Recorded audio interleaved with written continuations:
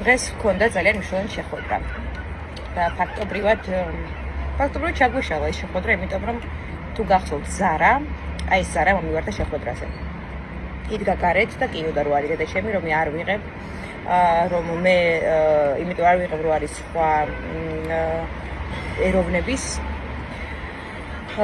და ითხოვდა კატეგორიულად რომ წასულიყავით სამხარაულში და მე გადამეხარა სამხარაულის ანალიზის ფული, იმიტომ რომ ჩემ ინტერესებში შედის ის რომ დავადასტურო სიმართლე, რომ ის არის დედაჩემი.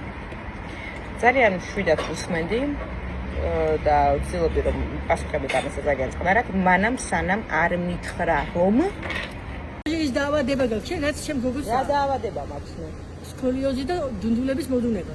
დუნდულების მოდუნება რატო გამიხსენი და დუნდულები რა მომიდინა?